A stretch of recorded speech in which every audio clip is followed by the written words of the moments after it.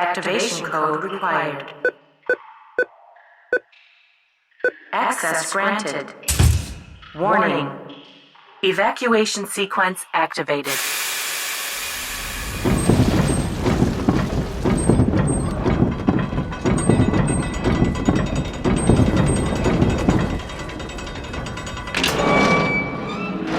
We're back.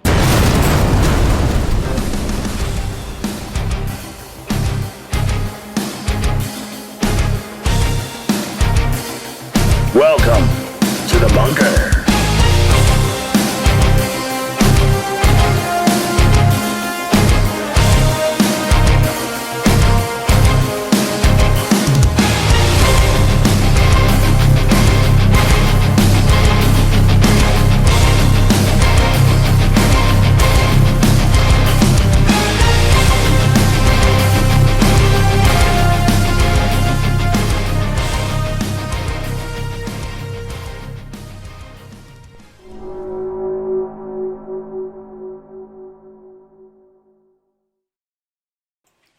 Good evening, everybody, and welcome to another episode of S-4 Paranormal Bunker. We are here tonight with Rosella, Nikki, Cole, John, and myself, the residential alien. Hi, guys. How's everybody doing? So, right? we are back in the studio. I still don't have a voice, so I won't be talking that much tonight because I really don't want to lose it again because Monday it was gone. I couldn't talk. It was amazing. And I really don't like not being able to yell at my kids. It was so amazing. John, had a field day because he was, poking him and then running away. And Cole was like, I could do anything. It was great. Oh, man. Right? So tonight's episode is called New Developments, New Problems, New Beginnings. And the new beginnings is a question. Whether or not we're going to have new beginnings. Because there's a lot of stuff up in the air with how this is going to happen. No, the world is not and ending. the things that we've talked about recently. So... But there is a possibility of an event happening sometime in the next 4 months, right? Am I right on that? Mm-hmm. Nikki, would you mind taking it away for me here?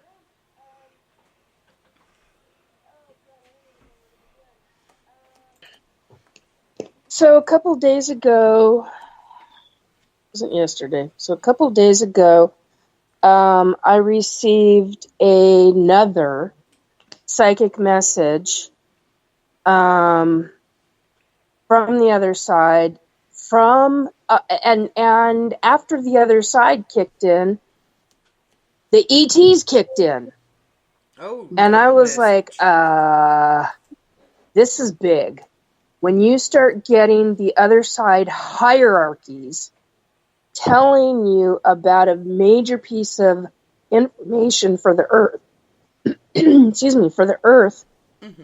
and you're dealing with, then the ETs come through, and your own spirit guides are kicking in immediately after the hierarchies. Wow, you got the whole trifecta. I got all of them. That's a lot. Why I was so... Yeah. It is a lot, and that's why I was so upset. I was like, oh my God, I gotta get this information verified and from other people, because I felt like I was going nuts. And I know better. I mean, to feel like that, I know better, simply because I was overwhelmed by the information. Right. And I get that. I totally get that. So I wanted clean, clear set of eyes on the information. So basically, there were five psychics who essentially validated, or four of us. There were four, me and them. So total of 5. Sorry, I'm having a hard time. I've had It's stuff all good. It's all good. We totally Yeah. understand stuff going on. Yeah. Oh God. Yeah. Yeah. So on. So basically, hello. Trying not to have something fall. Basically, I got confirmation from these other psychics that this is what they're hearing, is that this is going to take place or something along those lines, that we will be okay regarding the earth and the human population and blah blah blah. But it is a concern, and it does need to be looked at very seriously. And I was like, oh God, okay, so how do we go about that without fear-mongering? How do we deal with, because this is a big subject, and it's a subject that has been told to me by the ETs, the other side, and spirit guides, starting in 2019, I believe. Okay. I'd have to go back into my psychic journal notes, because I write all that kind of stuff down. Right. Especially with an event like that. Oh my God, yeah. And so... So if you wouldn't mind, just for our listeners, the event in question. The event in question is essentially a solar superstorm. And Carrington event. That's actually the word that my dad said. Well, actually, he reiterated with the hierarchy, and I can't place the hierarchy at this second. I don't remember the name, because it's an unusual name. I know it because I've worked with him before. I just never remember the name. It's okay. I'm terrible at names. And so... yeah, and I'm great at faces, and names are like, So, like, I know that guy. Hey, what's up, buddy? And then you're like, what the hell was his name? Yeah, so, and I have that with many hierarchies that I have worked with before. I'm like, okay, I know their energy, I know their features, their body, well, their etheric body. But anyway, the point is that they used a different word. They used the word Carrington event, but then they used a different word, which I'd have to look in my journal, my notebook right now, and I don't have it in front of me. Was it like a scientific term? Yeah. And I've got notes written, and so it was like an electromagnetic discharge type thing. No, it was something different, but Okay. And it was something that I've actually heard the ETs use. Anyway, so you've got the name being used, but the one that I retained was the one Carrington event, and I went, wow, I know that phrase, I know what that means, and I'm like, you gotta be frickin' kidding me. Right. That is like the kind of thing that could be wipe out. That's the thing, is if we were this scientifically advanced the last time that happened during the Carrington event, okay? Which was 79? Yeah, so that was 1859. during the 59. times Thank of telegraphs and everything. We hadn't had full anything else yet. And it wiped our grids. It wiped them clean. It actually caused fires at telegraphs. Basically start over from that's ground just zero. what I was going to say. So, thinking of our technology boom now, if something like that had happened, and it's surging everything, everywhere, in every house, you're going to have massive amounts of fires. You're going to have all kinds of crazy crap To put this into perspective, the Carrington event of 1859 may have released as much energy as 10 billion megatons of exploding TNT. Yeah. Now, can you imagine that happening in 2024? Directed at New York, this side of the air, like, any like big populated area getting that hitting. Obviously, it's going to be the whole hemisphere that gets hit because it's the sun itself. Yeah. But I mean, Yeah. in one city, and it would be catastrophic. Yeah. Yeah. So Uh, basically we're gonna it- if there- an event like this does happen, we'll be sent back 10 years and 100 years of progress. Yeah, it'll easily send us What do you back mean? 100 Well, years of in progress. what way would we set back 10 years? Like, in just development. Like, with technology. Oh, honey, I we see would what be you mean. sent way back further than that because we wouldn't even have electricity anymore.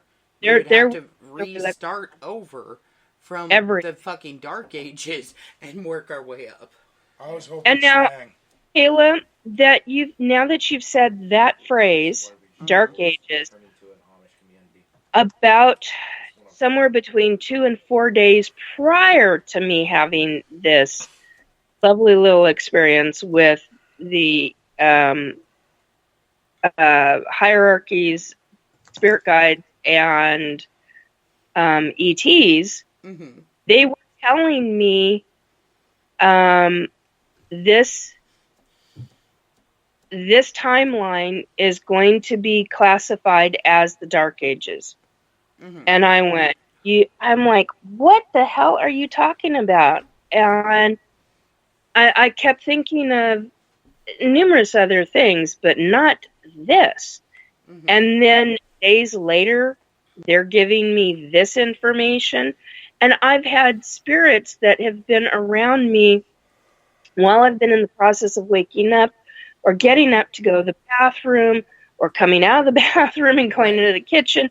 And I'm still foggy in my brain because I'd just woken up, and they are standing around talking, making comments, things that I'm not even registering.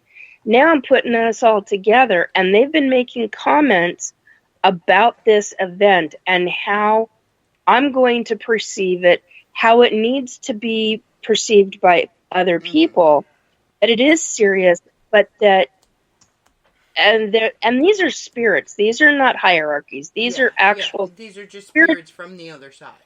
Yeah, these are these are basically dead people in spirit form that are surrounding warning a psychic bed, and they're talking, and as I'm waking up, and I'm hearing their conversations, and they're talking to each other, and I'm like, and now I'm looking at this going, holy crapola, this is gigantic. Now see, but it's not a wipeout. It's not a wipeout of humanity. Yeah, That's no, the and thing that see, people need to that understand. was my thing. Okay, so from the scientific community, and Yeah. I wasn't saying that I like fully believe this dude or anything else, but there was a very prominent astrophysicist / physicist that had come out not too long ago saying that we were going to have some kind of an Eli event, which is a Earth-ending event. ELE. Yes. ELE. Yes. Extinction level event. There we go. And that it was coming from the sun. The sun was going to give us some kind of extinction level event. And he was like, sure about this. And came out mainstream with it. They ran it in a couple of papers. And he used to be on The Universe and how the universe works, and like on different TV shows talking about different things to do with the universe, right? And they stripped him off of the shows, and now he's basically a nobody that nobody listens to or anything. He is labeled crazy for his thought process and for coming out with all this information and everything else. And me personally, I don't believe it will be an extinction level event for humanity, but I don't believe that it will be easy for us. I think that if what he was predicting, what you're talking about, what I know other people have seen is coming, it will definitely hurt us a lot. Unfortunately, there will be a massive death toll, even if it isn't, because there's a lot of people that I know that are on things like pacemakers and insulin pumps and different things like that rely on the grids. Okay? So, with that, I believe we will lose a lot of people if this is to actually happen. I don't think it'll be 100% like extinction level, like humanity itself will no longer exist. Yeah. But it's gonna suck for everybody that lives through it. Except for the Amish. Yeah. They're gonna be doing fine.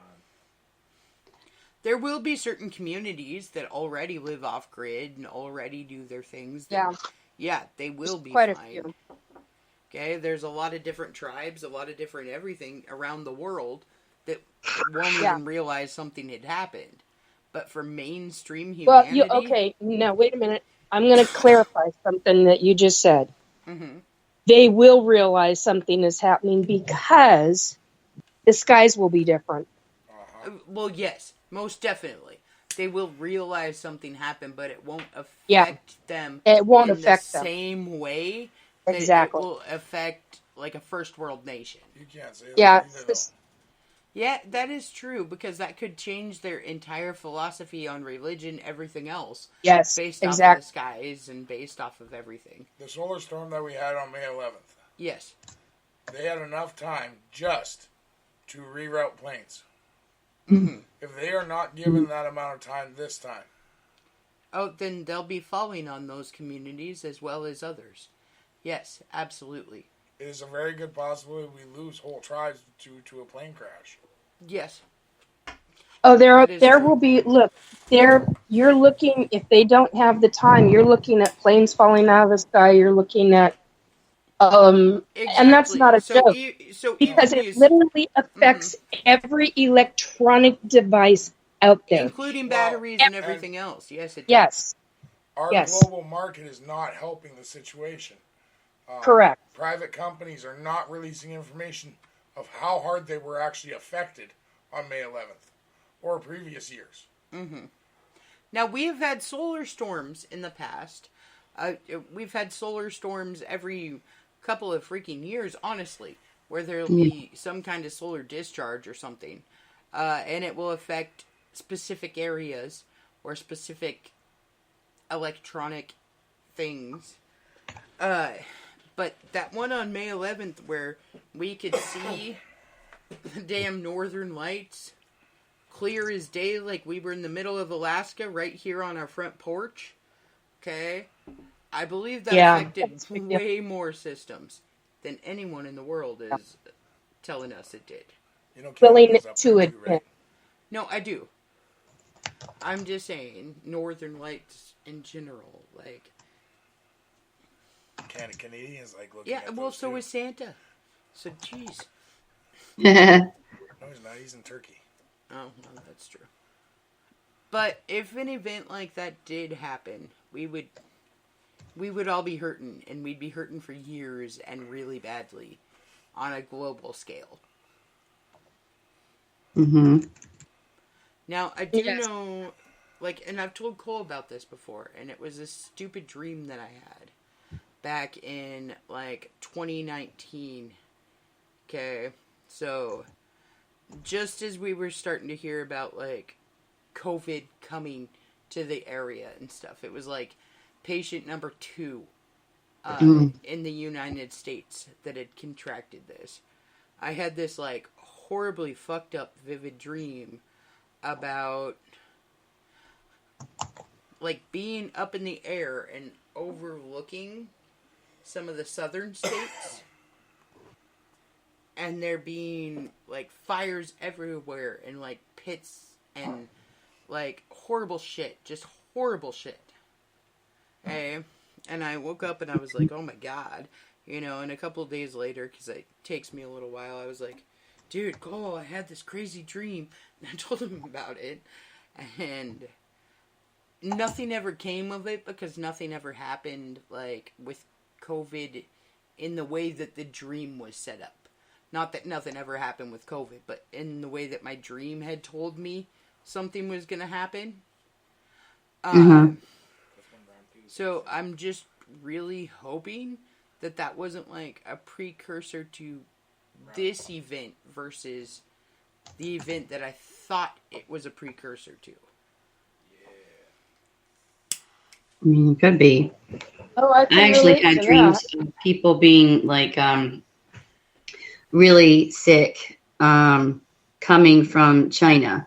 Like it was coming from China beforehand.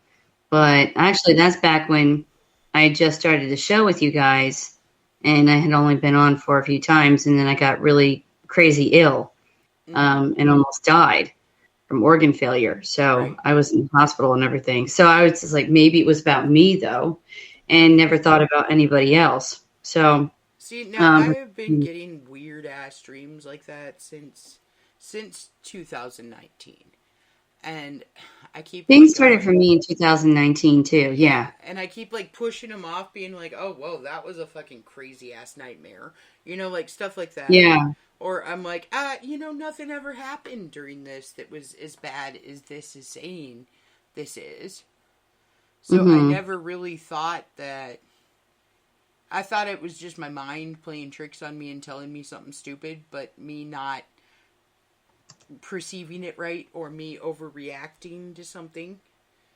So I'm just really, really damn hoping that that wasn't precursing to this versus before. Also, do you think that it could just be something that is, you won't be here on Earth for because you'll already be gone, but it's just like a warning this will happen. Right. And see, that's my thing is I always get like weird shit like that. And it usually comes to me in dream form, or it comes to me in like weird little like semi-visions. But Okay. then something either happens, but it's on a smaller scale than it was in the dream. So it was like elaborated massively in the dream. Or something happens like 10 years later that I'm like, dude, that looks super familiar and I don't really know why. Right. Yeah.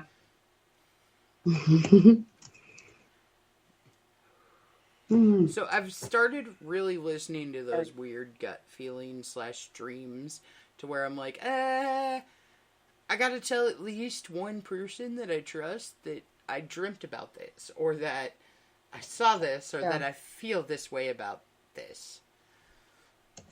Well, it's good. That's what you need to do.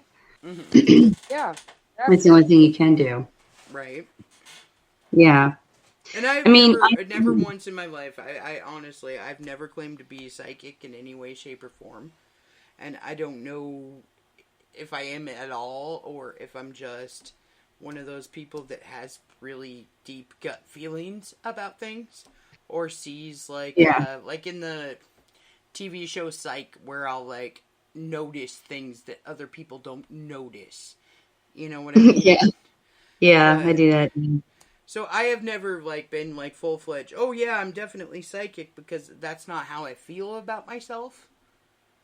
But I do get really bad vibes off of certain people, or I get really like weird gut instincts that I need to not go that way today for whatever reason. I need to go like around and go down 20 instead of South Skagit or whatever. And then something will happen and I'm like, oh, well, okay, they closed the road because it flooded, so that would have caused me to have waited like 45 more minutes before I could get through. Things like that. Yeah. It's really important, though, to follow those instincts. I tell my clients all the time, because people sit in front of me and say kind of what you really just kind of said. Mm-hmm. And I'm like, I tell people, need to really pay attention to it, because that is the way they have gifted knowledge to you as warning signs. And, no matter what you want to call it, they are like gifting you warning signs in some shape or form. Like some people just only get dreams. Or some people just only have like intuition. Like you kind of said, you someone's good or bad. That dude's a little off. or whatever. Yeah. I mean, my mother can step into a room, take like 2 steps, and she's like, that person's going down. Stay away from them. Like they are, and she means going down like they're the devil, they're going to hell. Like that's a bad person. No, And for real. we always Yeah. joke about her. Like she's like, that person, they're going down. She does this like swoop remark to like the floor. It's like really sends chills through you. But you know she's right. Like it's just, woo, you don't mess with mom and that intuition. She is dead on. So Now, it's like that. You have to listen I to get yourself. like, so with people, I get lots of vibes off of people. So, there's a couple of places that I've worked where like a new person will start and I'll be like, dude, now there's something like seriously wrong with this person. Like, I don't know what it is. Yeah. But I don't want to be around them because something sets off like my flight instinct. You know? Like, ooh, Yeah. we're clear type thing. Fight or flight. Yeah. Exactly. And then because I'm me and because I enjoy the internet and looking people up and figuring out things about people, if they give me one of those weird feelings, I'll like pop in and be like, okay, who's this person? And, like, Yeah. do a little bit of a Yeah. deep Can I dive. find any stuff to like, prove that this feeling was right? You mean that? Exactly. Yeah. Because I'm like, no, this is too weird. Too weird to not be something, Right. Yeah. Well, and you usually find that those signs are given to you by even other people in some shape or form, not too long after, or maybe a little bit later. But I find it's pretty quickly, pretty quick. Like it's like, okay, I have, the person's not good, but you have no proof yet. But it will show up. But you're It'll like, show up in time. and for me, I'm like, no, I need to find proof because I don't want them to be around me longer than they have to be. No, I get that. Yeah. I completely get that. Right, Nikki? Yeah. Like, okay, so I had this one guy that I worked with. I won't say where, what his name is, or anything like that. But there was this one guy that I worked with, and from like day one, he walked in, and I went, "Oh shit!" Like I just got that like almost shiver from the dude, and I was like, Wow. "Oh god, there is something seriously wrong with this guy." So I went home, and I looked him up, and I figured out he wasn't actually who he was saying he was. Oh wow. Okay. And that he had some serious pedophilic charges against him. Oh wow. And like quite literally, like the next day I went to my boss, I was like, dude, okay, sorry, I'm a horrible person for doing this, but I can't work with this dude. Like at all. And here's why. And they're like, what the hell?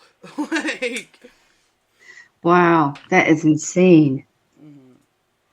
Yeah, that's crazy. yeah, he had like 2 child kidnapping charges and like some really, really insane shit. And he'd like just got out of prison like 3 months ago. Oh my god. Yeah. And I was like, dude, I told you, like, I did not like him when he walked in. And I went like to my boss and was like, dude, this guy is weird. I don't know what it is about this dude, but there's something wrong. And I like had a compelling feeling that I had to just figure out what the hell was wrong with him. So, Wow, that's insane. That's like a strong one. yeah. No, it was bad. It almost took me to my knees. Like, I felt like vomiting. It was bad.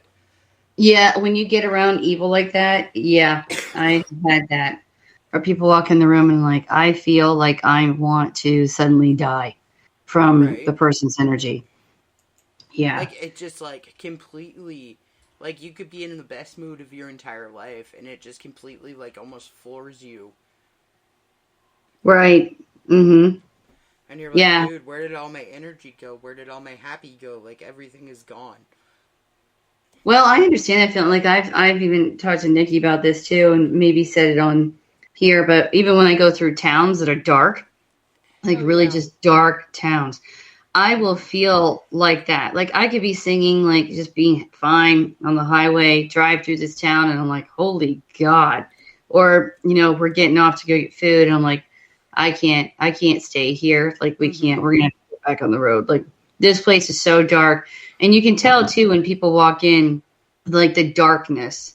And I really firmly now listen to that dark town kind of place. And it's like, my father always used to say, location, location, location. And I'm like, now I'm like, I think of that. And I'm just like, I'm going to get out because these people are very dark and have horrible feelings. I don't Like, want to feel like that. Yeah, exactly. yeah, like it's like a fight or flight, constant look over your shoulder, complete fear. You have no idea what's going to happen. And the whole time you're like, is it me? Is something going to happen in a few minutes? Or is it just the people in here or the town? Did something happen in here that I'm just not like... Building. Well, yeah, the building. Unfortunately, there's a lot of times where I will second guess myself where I shouldn't. That's what happens to me, yeah. Because I'll do the like, oh God, maybe I just like ate something Maybe bad it's for just me. breakfast.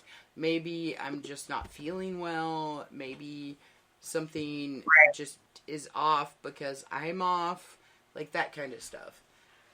Right. Well, and that's the problem when you second guess, because you just need to just go. Like, I've now learned to really listen to myself, or like, just go. Exactly. Like, You gotta. I was at, and I think I told Nikki too, I was at this group reading event where this like people walked in that I'm just like, I am really not liking this group of people. And they were a distraction to me the entire time that I was kind of doing a group reading. So it just really, it really altered the way I acted and reacted, but I also did not want to have them win. So I kind of just kept, like, I'm very professional, of course, all the time, but I tried to really just keep my distance, say what I had to and then get out. As soon as they left the building, the whole building changed. And other people felt it too, because they were like, oh, that they were kind of off, right? They were off. Right. And I was like, okay, right. And so. then, like, the whole mood of the party completely changes, and you're like, oh, okay, hi, guys. Right. Right. Yeah, the bad person's gone. Now we can get on with being happy again. And I gotta tell you, there was this one time that I was at, like, this group meeting thing that we were having. And there was a lady that came in that we had never really met before. This was her first time coming into the group stuff. And I am a very, very non-touchy person. Oh, like, her. I absolutely do not like hugs. I am not a, like, affectionate person in that way. Because I feel like I get whatever energy somebody's handing to me and I don't want it half of the time. So I've learned to, like, be very standoffish with new people. Okay? Yeah. Okay. And I can attest to that. yes. When we first met in 2019 at the Cedar Woolley I Paracon. was, like, way away from everybody. Just like, Yes. okay, I'm going to do my own thing. Like, way over here in the corner, and I'm going to That's listen. why I didn't bother you. Yeah. So I've just learned throughout the years that this is a bad idea for me. And this lady walks right up to me, and I'm sitting at this table, and she grabbed my hand. Like, she didn't ask about it, she didn't anything. She just grabbed my hands. And I felt like this weird-ass cold shiver thing that I'm like, oh my God, like, let go of me type thing. But then I'm like, okay, this is like my people anxiety. Like, I don't like touching, and she's a touchy person, and like, that must be, that type of thing. Yeah. And Right. There are people like that. then she starts telling me about, like, crazy, depressing, horrible shit that's happened in my life. Oh, wow. Like, she didn't even lead into it. She just went straight into, like, my darkest shit ever. And Oh, wow. I had to actually leave, and I went outside, and I was, like, shaky, and I started vomiting, and like, it made me seriously ill. Wow. The funny part is, I'm across the room, and Kayla sends me a message saying, don't let her touch you. There's something weird about her. Oh, wow. And so That's a big deal right there. Well, she had already talked about what she was about, and she was talking about transfer was of she saying? energies. Oh. And so I let her hug me. But you know those weird intrusive thoughts that you're not supposed to let out? I put every single one of them into my head. Because I straight up heads up him. I was like, dude, no. I don't know. She's stealing all my happiness and giving me this horrible shit, and it feels like crap. And it. So yeah, Cole's Wow. Okay, I'm gonna give you guys one. Don't kill me for this, okay? But have you ever thought that an Eskimo's tampon could be a polar bear's popsicle? Fuck. What? No, okay, so Cole has some pretty fucked up thoughts, and I felt so bad for this lady, even though she was a horrible person, because after her and Cole straight up was like, give me a hug, oh my god, it's so nice to meet you, okay, and then she just straight up afterwards was like she was gonna fall to the ground and start vomiting, and I was like, oh shit. Nikki, I don't think I've hugged you yet. And No, you gave me a Nikki? half hug. You gave me a half hug. okay. A shoulder-to-shoulder hug. The first time I met you, I believe I shook your hand. Yeah. Yeah. And it was after that, towards the end of the Paracon, that you gave me this half hug. I was like, okay, that's fine. Well, and it's because I actually have to stop myself. Yeah. Because I am a hugger. No, Cole is a very ridiculously affectionate person.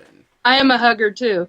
I'm a hugger. But not if I've just first met somebody. Yeah, I will do it. And people will do that to me, and I'm like, whoa, you just walked through the door. Where I'm that person that hugged my mom twice John, in my life. I know you don't understand that I'm a hugger, but you have to understand it's only if I like you, I hug you. Wow. Yeah. So If I like you, I hug you. If not, then you're way out the door. I never grew up Putting in that blunt. type of a family. My family is very unaffectionate to start with. We know we love each other and everything, but we don't ever say, okay, I love you, bye, or anything like that. That's not our thing. We're just all right, see you next week, and we'll take off. Okay? Wow. And then Cole comes in, and all of a sudden, my aunts are now very huggy people. Because every time he sees them, he's like, oh my god, so nice to see you, and gives them this big hug, and then they just open their arms towards me, and I'm like, I can't deny a hug to my 75-year-old aunt, you asshole. So. My favorite part about this is Kayla's sister Tiana got it in her head that it'd be an awesome idea at Christmas time to just walk up to her mom and just hold her hand. My mom flipped the shit out. She's like, are you She was dying? like, oh my god, are you dying? What's happening? Oh my god.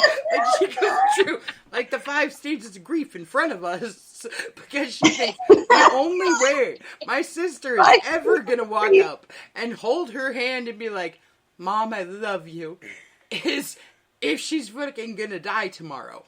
So. I think we need to change this to a comedy show. Well, I'm not going to lie to you, Rosella. 5 stages of grief in front of us. About a year ago, it switched topics. It partly is comedy. Because I believe that our topics, even though most of them are serious topics, We're always laughing. we're Dude, always you gotta laughing. see the better side And of life. if we don't Yeah. laugh about half this stuff, we're going to cry. Well, I always, if you don't laugh, you're gonna cry or go crazy, is what I always say. It becomes overwhelming. Okay, Yeah. So here's the thing about psychics, mediums, and anybody who does radio or any kind of realistic podcast with real information in it, not this made up shit. Everybody has a sense of humor. And the thing is that when we laugh, it brings out the endorphins and the positive in our brain, and it helps alleviate the different stresses and exactly, the tension of stuff. But here's the other thing about it. All of us in this community have very twisted sense of humor to begin with. Oh, absolutely. But you guys honestly want to know something? You two, What? you and Rosella, you and Nikki, Mm-hmm. are the reason I wanted to do that. Oh, wow. I don't know if you realize this, but about a year ago, you guys were coming on the show every week. And at the start of the show, I could feel the tension over Skype from both of you. Yeah. So I told Eric, this has to stop being just an information show. We can't just read off a piece of paper and tell everyone. We have to make our panel laugh. We have to joke around with them because this no longer works. Yeah. Mm-hmm. Oh, yeah, like, we were just It talking. made me realize that you guys, with everything you deal with in your daily lives, you need laughter the most.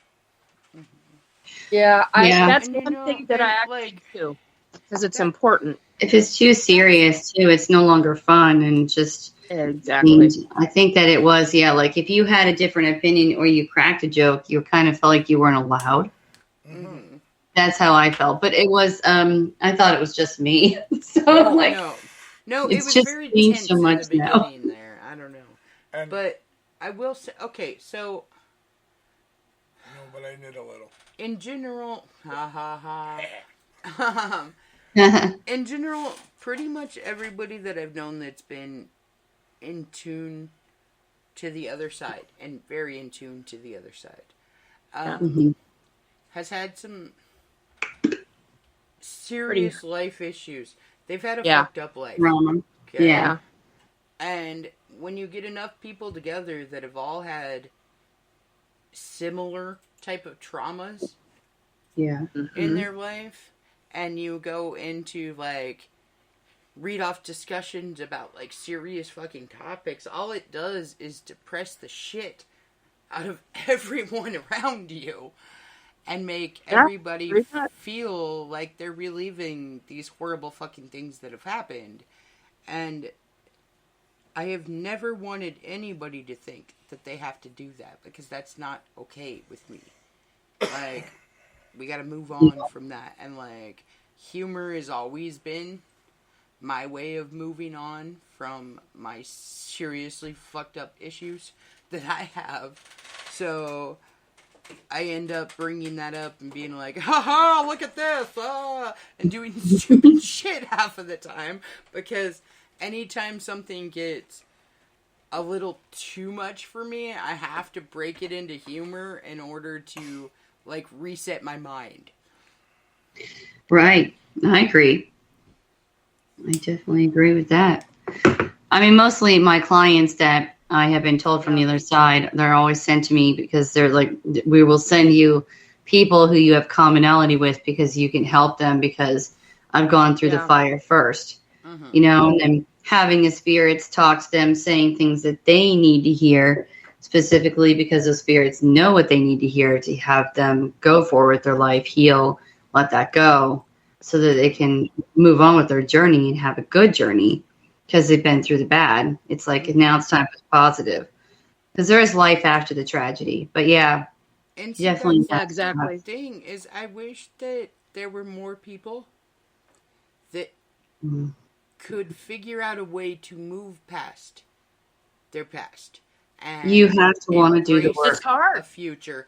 And it is hard, because I know that there's like PTSD in the world. I know that there is night terrors in the world. I know that there is all kinds of horrible shit that happens to people. But if we could be more accepting of the fact that every single person in this world has some kind of trauma at some point, and not belittle people because of it, but bring them up because of it, then we'd be in so much of a fucking better world. No, we really would. Positivity is a choice. Choosing to see your life as what the truth is of it, and not what we miss.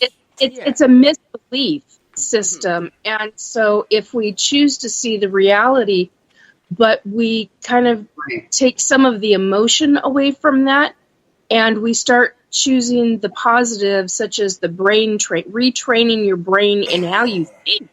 Because, hello, we're all raised differently. We all have different things that our own little, lack of a better word, but demons, our own little issues. Yeah. And getting through those and changing the negative to the positive, it's a huge deal. Yeah, and completely if switching everybody that did narrative and Yes. not being the victim anymore. It's hard It is to being it is an attitude. hard It's an to attitude do, choice. but it takes diligent, consistent effort. And man, especially if you've got a crazy ass life and you're a mom or a dad and you've got multiple kids, or you're the house Or where like all the everything kids in the world going on all the time. everything, or you're a professional out in, say, downtown Seattle, for example, or downtown Manhattan, wherever, and you got a serious amount of hardcore stuff going on at work, and you get home and you got a hardcore amount of stuff at home. Start flipping how you think. It comes down to how Now, we see, think. that's why I've always had mad respect for like social workers and stuff. Yeah. Oh Because God, I'm yeah. like, dude, if you I can can't do it. deal with not only your own personal demons and everything else, but the personal demons of like 400 plus clients, Yeah. and all of the shit that's laid on them, then you are a seriously special type of person. Usually, yeah. Yeah, I'm not gonna lie. We need to actually change the way that works, though, because in truth, most of them can't handle it. No, and they No, can't, they and they can't. shouldn't That's be why expected to on a daily basis. That's why many of them either crap out at 15 years because they're still doing it, and they're like, I'm going nuts. They want to pull their hair out, or they've made it to the 18 or the 20-year mark, and they're like, by that point, by 18 and 20 years, they are so fried. It's like fried and died inside, and emotionally and mentally. And it's like, that means that they're not good for the rest of their life, because they've they've taken so many people's trauma in. Yes, for so it will take many them years. The amount of time that they have done that kind of thing in their professional daily life is typically how long it will take them to come out of it. Yeah. That is what I've been consistently told by counselors, whether they were my own counselors or whether they were people who I know were professional counselors and they were friends. Right. So well, they say, like when you break up with somebody and it's been a traumatizing relationship, they expect that it's going to take half the amount of time you're with that person to get over that person. What if you're with somebody for 25 years? I mean, my one good friend, it was like 25 years. And I mean, she's doing really remarkably well, and shockingly at what she's going through. But like, that is really a hard thing. But I feel like a job or relationship is kind of the same thing with that in a way. It's same, but it's not, but it is. But like, my mother actually was one of the people who pulled children who were abused out of the homes. She lasted about maybe 3 years. So it was really, if you are like an empathetic person, you cannot go and do these jobs. And my father actually tried to get me to do it because he's like, I don't want to pay for your whole psychology and psychiatry degree, so I'm going to do this because it was faster. And I'm like, I'm not doing that. I will never do that. And I can't work with any inner city people because I'm just too, like, I can't. I want to take everybody home, and I'm too sweet and kind, and they'll take advantage of it. So not going to work out. But at least I actually knew. So see, the thing is that like my mother, I recognized it. Yeah. Okay, so my mother she started out working at Furcrest as a care aide for people with severe developmental disabilities. And then she moved on, and now she works as the administrator for the Mount Vernon DSHS. Okay. So she deals with a lot of really hard cases on daily basis. Yeah. Okay. Yeah. And I know you she's can see the toll that it has taken Yeah. on her. You can see the fact that she has taken some of that into her. And I mean, she's at what, 34 years, 35 years of working in That's that wow. field. Yeah. She's like a year and like 6 months away from full retirement. She's super excited about this, but Okay. That's but awesome. After that many years of hearing the worst stories imaginable from people, Yeah. because you're meeting them at their rock bottom or very close to, and they will just unload like years of tragedy onto somebody because this person will listen, you know, that type of thing. Right. And Well, and they've also got no boundaries. exactly, Mhm. and you can see it. You can see it in her, and she's. My mom is probably one of the best people I know in the entire world. I'm one of the smartest people I've ever met too, but she's taken so much of that in that I'm like, man. At the same time, Okay. your mom has. This is what makes your mom great, is the fact that she has figured out a way to deal with a lot of it, and it's the fact that she has some of the greatest stories ever, and I can actually share one because it's not with a client at all. Yeah, especially the time she met Jesus. Like, Well, those stories are amazing. She's hilarious. He's our cousin. My mom is But, freaking hilarious. Okay, so she was walking into work at the Bellingham CSO, and these guys are standing outside of it in the back. They've got a shopping cart turned over, a fire underneath it, and they're cooking a freaking raccoon that they got off the Guide Meridian. But They you gotta also they offered her understand- lunch. Yeah, and you gotta also God. understand that this raccoon still had full fur on it when they were trying to rotate it over the fire, and that it was like rigor mortis, not like just Ew. fresh dead, but like dead for crap. weeks. And they Ooh. said, and she goes, "What are you guys doing here?" And they said, "Well, are you hungry?" Oh my God. So my mom, being my mom, she goes, "No, thank you, but are you guys? Do you need some help?" And then took them into the office afterwards and gave them some food pantry food so that they would make sure that they had a meal that day. Yeah. Wow. Oh wow. Wow. But just the fact that the guys were kind enough to offer her part of their own dead raccoon. That's pretty awesome. I can see it. Totally. Yeah, actually, I worked at the food pantry. I worked in the mental ward for a really long time. Part of my my degree, basically, and my residency. And I've also I called it my God Give Back.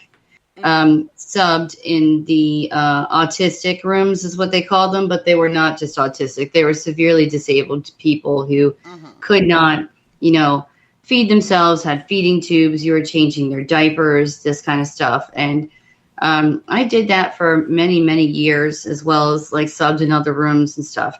And I got burnt out. And God kicked me out during COVID for sure, and had something happen that I was like, this is it. I'm going to go and I'm not coming back. And it was just I was so burnt out. I really do believe that people have to listen to that burnout, because I think that it's like a new chapter start for you, that God knows more that you're supposed to kind of do. And you this is good that you did do this. And I'm glad that I got the experience. But those kind of people, it is just, wow. It is another world. I think we need to change the way we do things, not just not on a personal level, but on On a a global country, level. no, a country level, because honestly, Yeah. a lot of other countries don't have these problems. Not Because the it's No, not, they don't. it's Hell not no, just they with don't. social work. That's the thing. Like, I'll No, use no. one that's actually in the current affairs right now: the Secret Service. We expect these guys.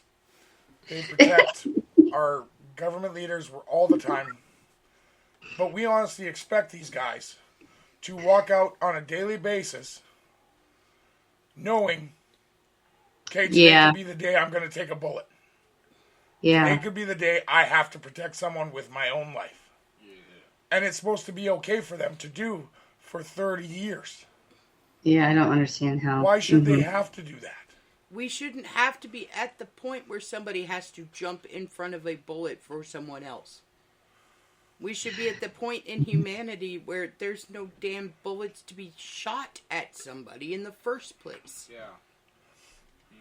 Well, you got so many people who want to pick up their gun rather than talk. Mm-hmm. Well, they do that all the time in the military. That is what happens, brothers in arms. Yeah.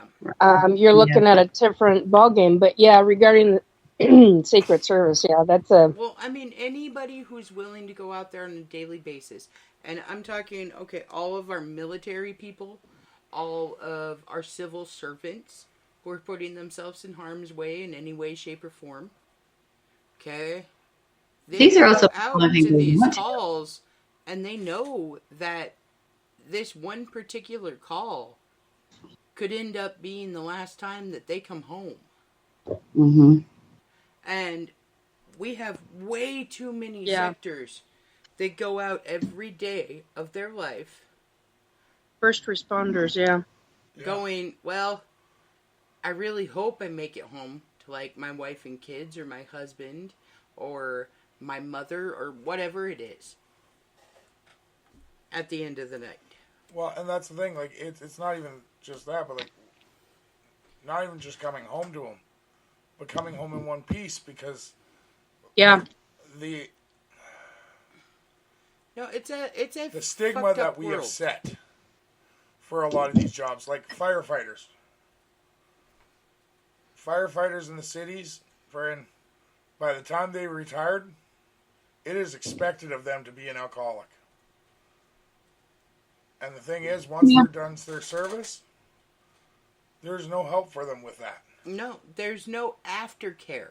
For the people that have sit there for years, for 30 plus years, spending their life protecting whatever it is they are protecting, there are not enough services for care for them afterwards.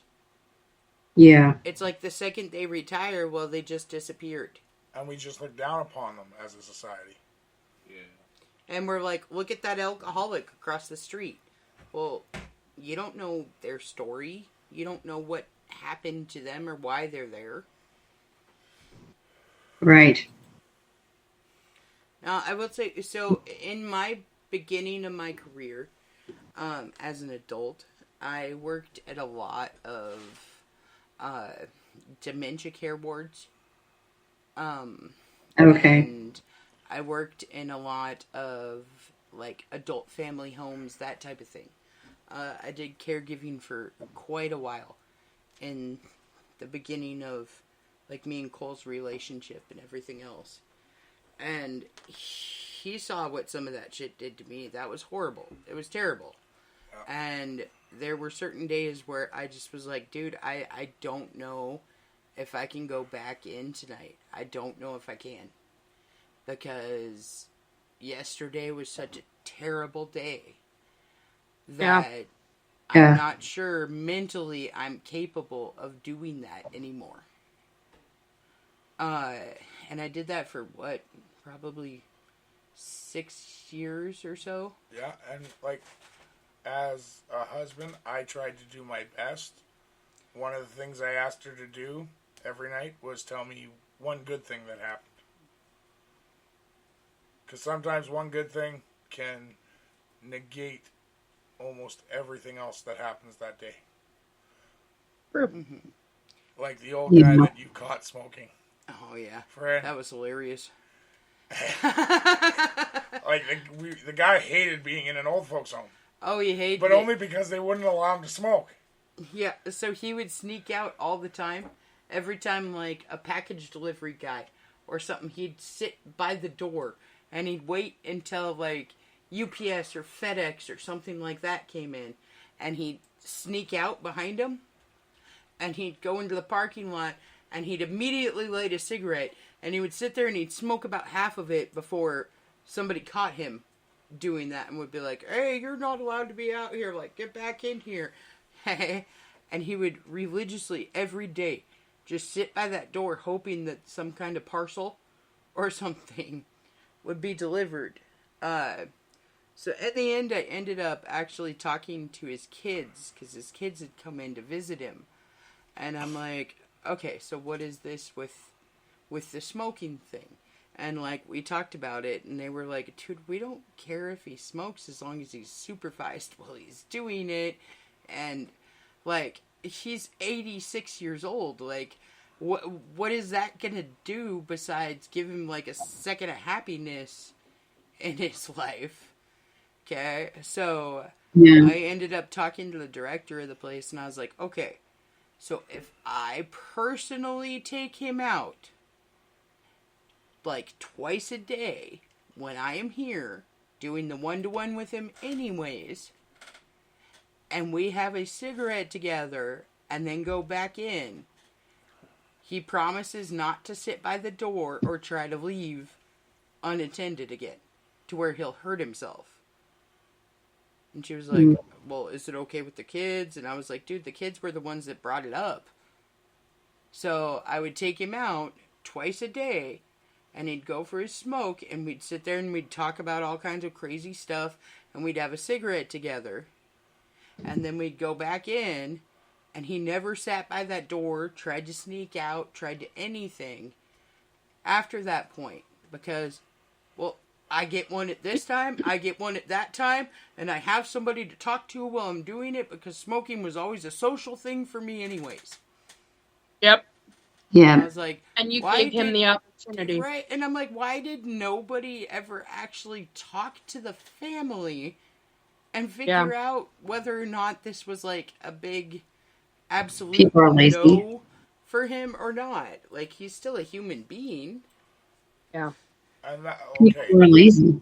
They don't The whole consider. point of that was when it comes down to it, I compare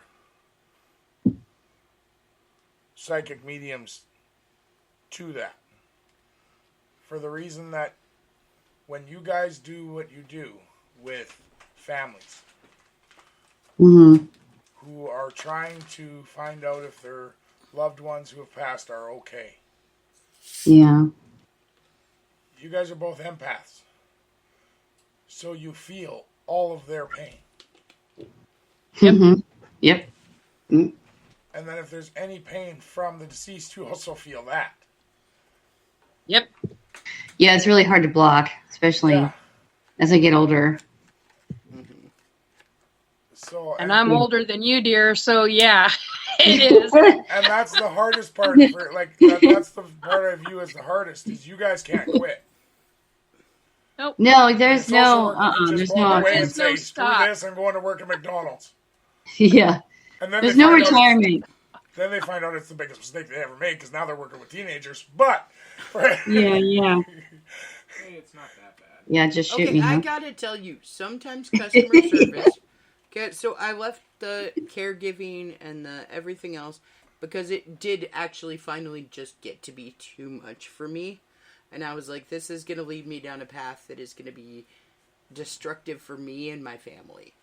And I can't do that. So I left that, and Yeah. right now I'm working in customer service. Well, Oh gosh. we have the same issues there. Okay? Yeah, you Because do. I will get random regular customer number 3 that will come in and just like spill their guts on me because I'm like a safe place for them. Yep. Mhm. And they'll be like, oh my god, so yesterday, and they'll tell me about like all this horrible shit that happened in their life. And I have gotten to the point now, because I've done this for enough years now, that I will listen to the person, and by the end of it, we'll both be kind of laughing with each other and everything else, and every once in a while I'll get that person that'll be like, oh my god, thank you so much, and they'll leave. And if I get that even once a year, then I feel like it's worth me being able to talk to these people and to actually, like, get to know them on a more personal level. Yeah. You're helping somebody. Mm-hmm. They needed somebody to hear them and be heard. So, yeah. I was kind of just laughing at that because you said you have the same problems. And I was thinking about it, like, no, you don't. Everyone in the old folks' home wanted to be your grandma. Yeah, that's true. But everyone that you work with wants you to be their mom. And they do. Okay, so I work with a lot of younger people because of the thing that I'm in. So I have people that are like 19 to like 30 that I work with. Yeah. I have one person that everybody thinks of as grandma, and she's like twice my age, that works there. But she gets the same thing I do. You know, it's like that perpetual, hey, so this happened yesterday, so, what would you do if that was, like, your kid? Or, hey, so, what do you think this means? You know, stuff like that. Where I give them, like, my random Kayla advice, and I'll be like, dude, well, honestly, in that case, I would assume that it would be this, but each thing is different, and maybe just ask them what they meant by that. Okay? Yeah. But, yeah, I do get a lot of people that, like, think of me as, like, their work mom. Well, it's funny because, Nikki and I were just talking about this the other day on the phone, literally, of how everybody wants to stalk you and kind of like, yeah, like you can't, it's hard to kind of get rid of people who they want to attach themselves to you because of your advice. Maybe they finally feel like that they were heard, feel better talking to you, and their life has changed. Just the presence that they feel while they're around you. Okay. Right. It's like a positive vibe. So they're like, I like that vibe. I don't get that anywhere else. You know? And we have to separate it because it's like, okay, well, your client, not every client can be my friend. And I've had to really develop a very thick skin to that. So it is like not a perk about the job that, Cole was just saying you can't retire from because you have no choice. But yeah, like, boundaries and thick skins like really have to happen. Right. And was it Nikki yesterday? You said sliding water sliding off the goose's back. It's kind of like you have to do that because you can't think about it. You just have to keep moving on because you're still a parent. You still have your job to do and your day to live out. And you kind of can't overthink it too much because it's like, okay, this is my job. I'm giving you the message. This is it. And this is like, unless you need me again and this is like a service, we cannot be talking like on a daily basis. Like you're not my friend or buddy. So that's really hard. Well, yeah, the separation of like work and home can be super hard. And yeah. It doesn't matter what field you're in, it can still be super hard. True. Well, true. Okay, so like I've never worked in a service industry position, like not a customer service, but like a social service industry job. Mm-hmm. I am a very different person at work than I am at home. I think we all kind of are, though. No, I think everybody has a persona. But the jobs I've always had have been harder. Like, not harder, like, more thick skin than any other on the outside. Like, you guys present a very calming aura, I guess I'd say, when you're doing your thing. Because you're trying to keep your client calm. I've never had to care about that. So, like, every job I've done, I don't care about people's feelings. Yeah, Cole's kind of a dick when he's at work, but he's also in a very physical field. Like, if someone can't do the job, I don't care. Just get out of the way. I like that. But the thing is, like, these guys, they think I'm such an asshole and such a hard ass. Mm-hmm. And then they meet me outside of work. They're like, what the hell's wrong with you? Okay, so, and I will say that I am a very, very lucky woman. Me and Cole have been together now for going on 18 years. And I did find somebody that could understand my emotional, crazy shit, which is extremely hard for a lot of people to even understand or come close to understanding. And I feel like sometimes I know I bring like way too much of my outside life to my home life.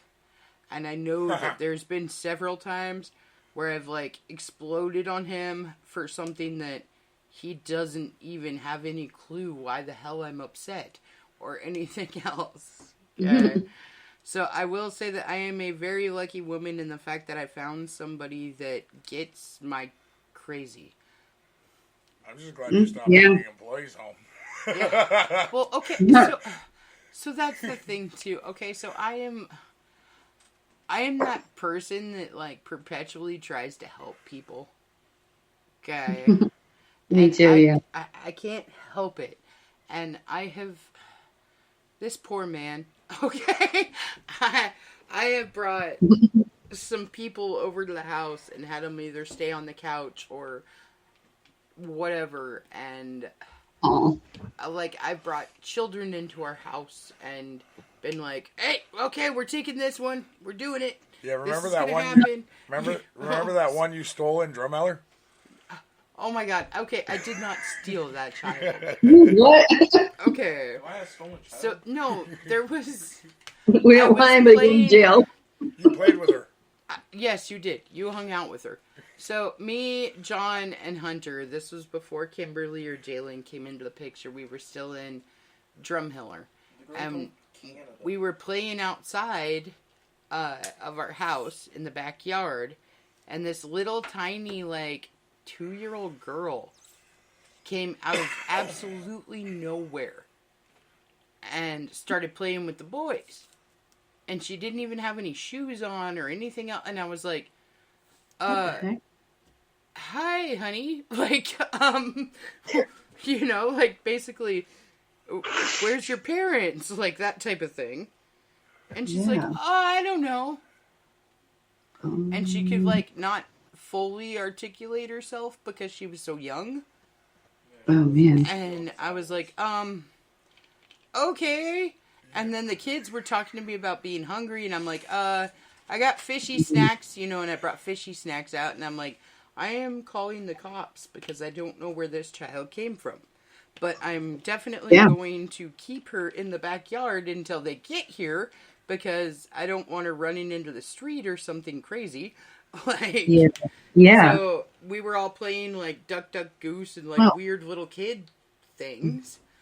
And the cops finally showed up and they're like, well, where did she come from? And I said, I don't know. She just came into the backyard and was there. That's why I called you guys, you know? And the cop actually ended up borrowing one of my kids' car seats because they didn't have one that would fit her. Oh, man. And taking her down to the station to try to figure out where she came from. And then, like, a couple hours later, I got a call from one of the deputies, and he was like, oh, okay, so I'm just letting you know she's at home, and she's okay, because I was like, please let me know, like, what happens to this kid. Like, I don't want her, like, in some weird fostering system or something, because, you know, like, that kind of thing. Right. And so he called, and he said, well, she's at home, everything's okay. Her parents called in about 20 minutes after we had picked her up and had reported her missing because her mom had fallen asleep on the couch with her new baby brother. And she'd walked right out the door and just started walking down the road. Oh my God. And when the mom woke up, because the baby was crying, she was giving the baby some food and went to check on her daughter. And her daughter, who was supposed to be up in her room and asleep, had taken off and walked over a mile to find our backyard. Oh my God. Long story short, Anybody could have taken Kayla's her. a dingo and she stole a baby. Right, Robert? So I was like, I am really happy that she found my backyard with my kids. Right. Versus a lot of other people's backyards. So Yeah, that's what I was thinking. yeah, I was like, oh my God, I am so glad that actually ended up working out in that way and not just terrible, because it could have. Yeah. Well, even along the way, that's what I was thinking. Because, And they don't know how she got there, because it was over a mile away from her house. That's She really had far. no shoes on. She was on a break. Yeah, wow. She was on a pure trip across Lake Town. Tell you, God will take care of you in some instances. Guys, She just gotta just believe. showed up out of the blue and was like, I want fishy crackers. I'm like, okay. Oh, Baby girl. no. I'm gonna go grab this phone and call the police. Okay. Don't be cool. afraid. I'm glad you changed to fish crackers. Yeah, instead of very fish was snacks. that. Okay. Mm. You made it sound like Yeah, you hi, ate Robert. fish food. I wasn't feeding Or her fish sticks and custard. It was fishy crackers. I figured that likelihood is she's not allergic to that, because I wasn't gonna pull out peanut butter or something and be like, Oh, yeah. shit. Oh damn! I Yeah. child again. Yeah. Your God, child is I need to easily. do that. Friend, But I also was trying to coax her to stay in the yard without actually having to physically hold her there, because I'm like, that's wrong too. So That's People true. wonder why there were cages used to be in backyards. are you in the hospital? Can you send me a cake? Because I'm at the shop. Yeah, what? oh hey. Oh, What's on Vegemite? Any good shop? Any good deals?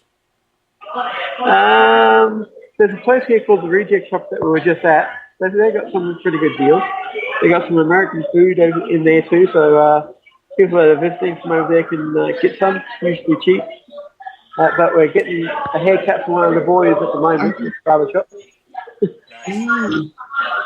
Okay, so when you say Okay. American food, okay, just throwing this out there, is that hamburgers, hot dog, and apple pie only? No, Mike and Ike, bottle caps. Sometimes they have root beer, because root beer is very difficult to find here usually. A lot of the other American type of snacks that you have over that way. Yeah, they got lots of stuff over here. In So that sort of store. root beer is hard to find Yeah. in Australia? Yeah. It was hard to find anywhere else but this continent. Oh, I had no idea. I honestly, yeah. it's everywhere here. Are there? Well, we rarely And yet, find Mountain Dew's A&W. not. Right? Mountain Dew we got plenty of, but only the one flavour.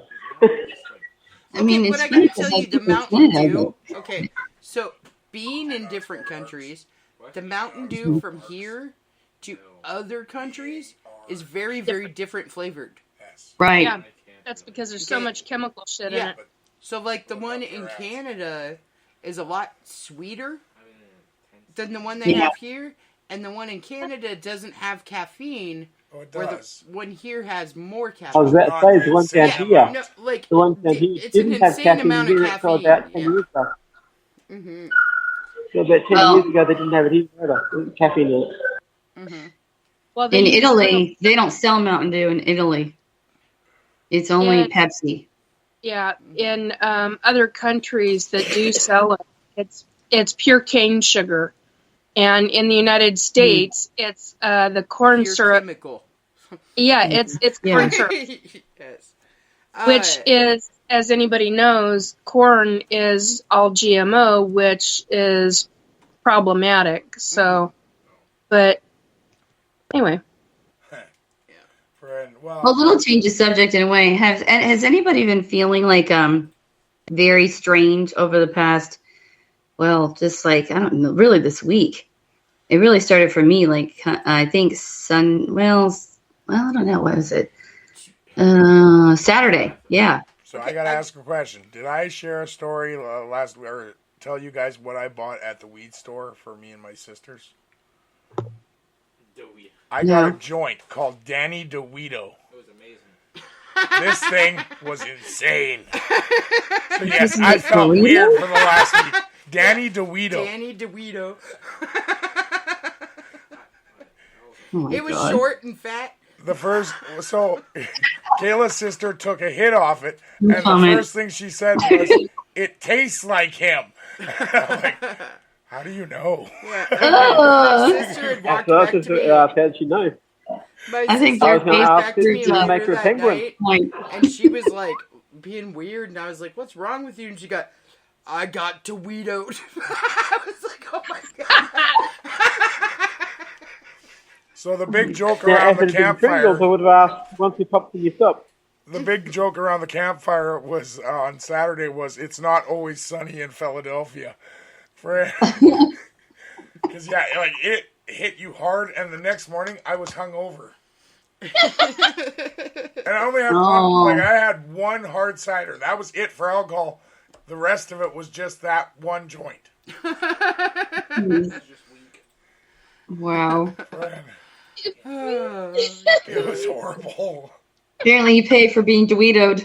Yeah, like I felt. She was right. It tasted horrible, and then I felt like about old a man. foot and a half shorter. Oh my God. If it's not fresh sliced. But what do you mean? What do you mean feeling weird? Yeah, because I felt very weird. Me? I mean, Yeah. I've just been feeling I don't like a big sadness. I don't want to say like depression, but it's like a sadness and like an off. It's just feeling off and then having a lot of trouble sleeping. You know, Not I gotta normal. tell you, this is a bad week for me to range that stuff because we came off of the reunion. I don't know if I got bit by something or what happened, but I like swelled up so bad, and my throat was like horrible for a couple of days, and I have felt like crap since. That's an allergic reaction. Yeah, no, totally. And I believe it's the sun. I am allergic to the sun. And it is way He's a vampire. sunnier over there. And Yeah. I did accidentally end up really burning my passenger side arm on the way over. So I think that I did tell you guys about that on Sun or on. Yeah, you last did. Wednesday. Yeah. So, but here's the thing. So I was facing the sun on the way back. Didn't get a burn, but you guys know our son Jalen is black. Me and him held arms up to each other. I'm darker than him now, but only on that arm. The other arm's still the white. other arm is still like half white. And I was like, oh man, you are not balanced at all. You only get half your privilege. Yeah, it's like, wow. You only get half a privilege card? Is that what you said? Jesus, John. Half welfare. But he got invited to the Friend. Well, at least it's not a complete farmer's tan. But I gotta tell you, like, the last, like, week and a half has been so up and down and roller coastery for, like, me that I couldn't tell you if I feel any worse or any better than the previous couple of weeks. I'm gonna take a stab at what you're feeling, Rosella. season of Okay. The last week in our country has been hell. Fucking insane. Well, yeah, the deaths have really gotten to me. The 3 celebrities, and I talked to Nikki about that. I feel those Cool. hard, and I feel like everybody's emotions, the family memories. I couldn't even look at Facebook for a while because of the pictures. There's 4 deaths. Yeah, it was, Yeah. and it was just a lot on me. And I actually thought of Shannon Doherty 3 days before, and usually I'll get it 3 days before everything with me's and threes, Right, and for, then the other us, stuff was we nothing. talked about Richard Simmons less than a month ago. Yeah, we We had really Richard. did, yeah. Yeah. And then the one that actually hit me hard, because honestly, she was right up there for me, like with Keith Richards. I didn't ever think that woman was going to die, was Dr. Ruth. Yeah. Dr. Ruth died? I was like, I thought she'd be about 98, 99, 100 before she would pass. Yeah, no joke. She was like in phenomenal shape for it. Yeah. I'm not going to lie. I remember watching that woman as a kid, and at that point she looked 100. So I thought she was like 140 now. Like, I'm sorry. I actually didn't really know her age, but it's funny because my friend Misty and I were talking. Like, Misty made some weird kind of joke about her, like, just kind of taking on somebody or like a character when we were out at this ghost hunt. And all of a sudden it went through me like a streak. Just, oh, she's not going to live that long. And then that was, I was just on that trip like 2 weeks ago. Yeah. So wasn't that long. Mm-hmm. So yeah, I'm not surprised about that one. The Shannon Doherty got me really hard.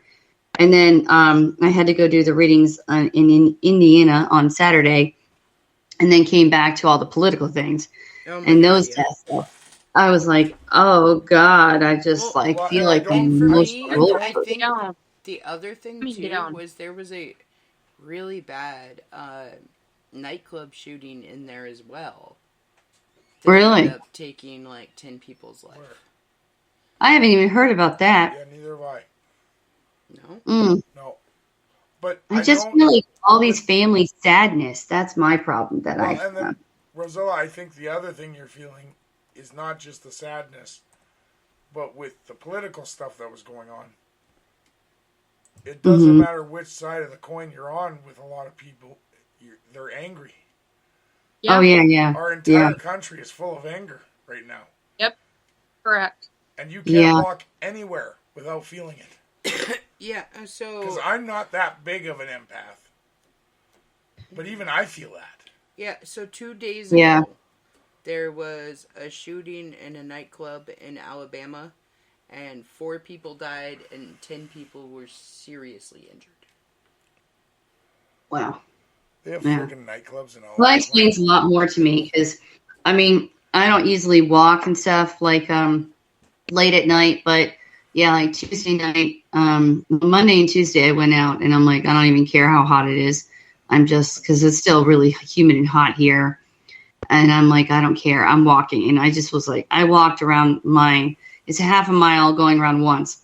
I went around it 6 times and made myself go in because I was like, I'm going to hurt tomorrow. But I just needed to kind of just go and not try to feel it, but feel it at the same time. It just kind of doesn't make any sense. But I kept like talking to my other friends, like texting them, like, "Are you okay? Have you had a weird day? You have a weird." They all had a sadness, weird universe feeling. Like it just feels like the day is off. And my friend said she looked up at the sky at 5:00 yesterday and thought that the sky looked weird. And I actually looked up at the sky too at 5:00 because we just had gotten home and I was getting out of my car and I'm like, I'm not thinking the sky is weird because of the weather. I just felt like the everything was off. Weird. Yeah, like there was no birds.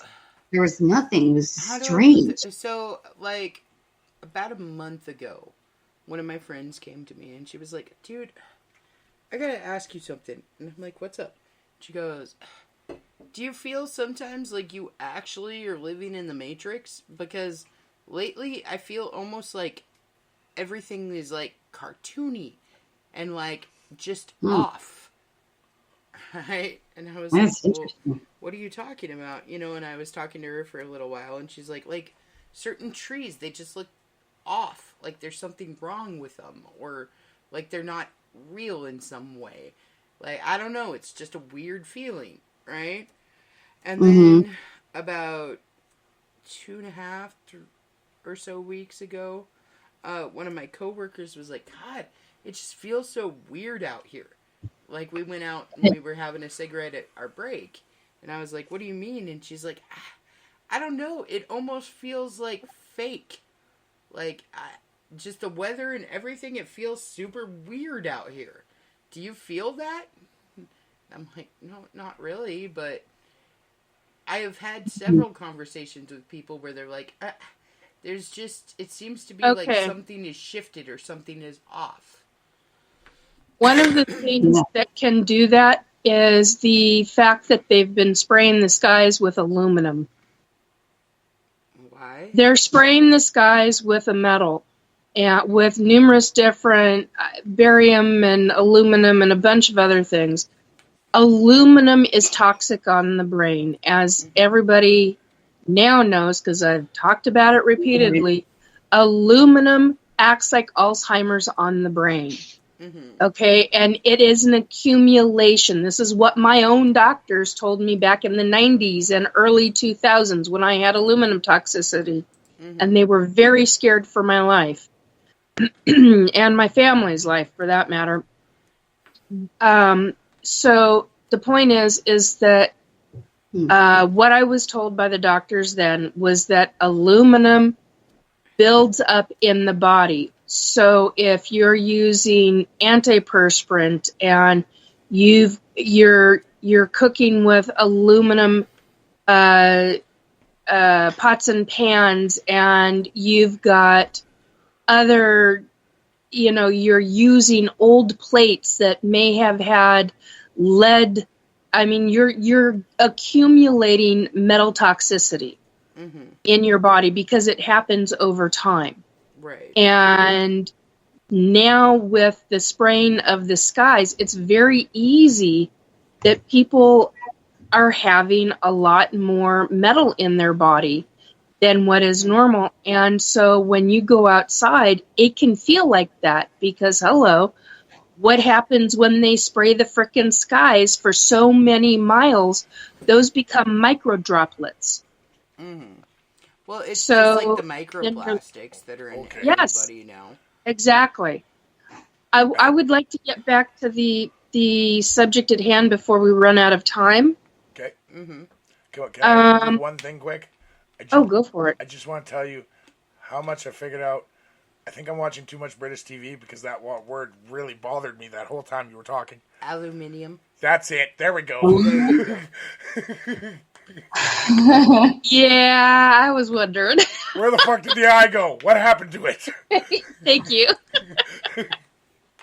I agree. All right, back to back to the serious subject at hand.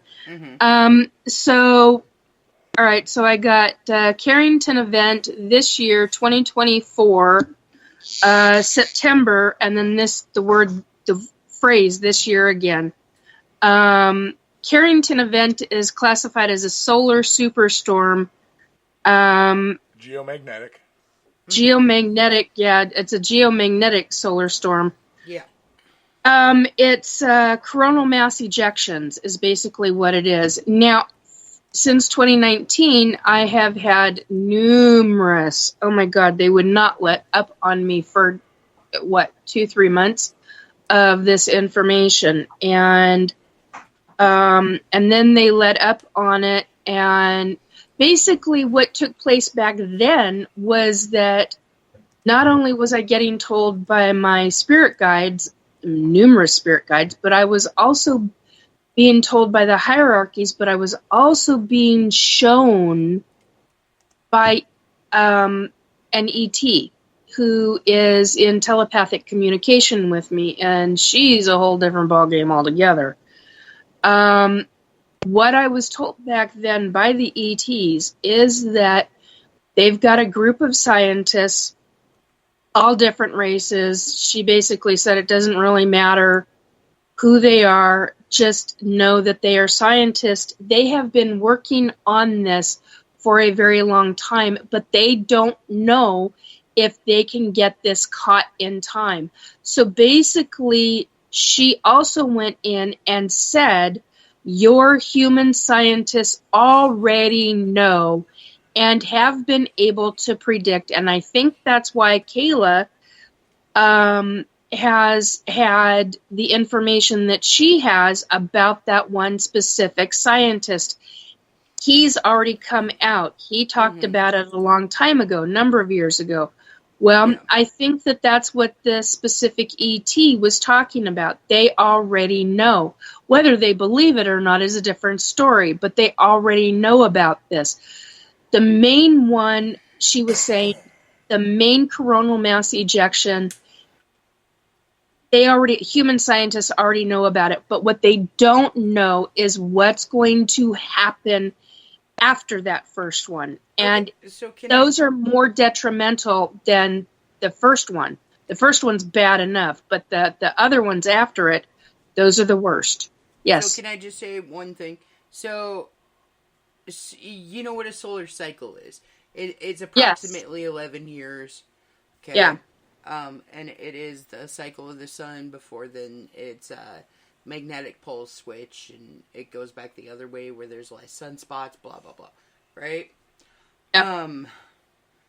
So, the weird part about the solar cycle that we're in right now, and that I hadn't brought up because I was thinking about it, is this current, so this would be solar cycle 25. Like, of recorded solar cycles that we're in. Well, it started in 2019. Yeah. Doesn't surprise me. So I think that the information that you were getting was about the current solar cycle that we're in. No, not based on... Like, letting you know at the very beginning of the cycle that there was going to be an issue. You know what I mean? You mean for 2025?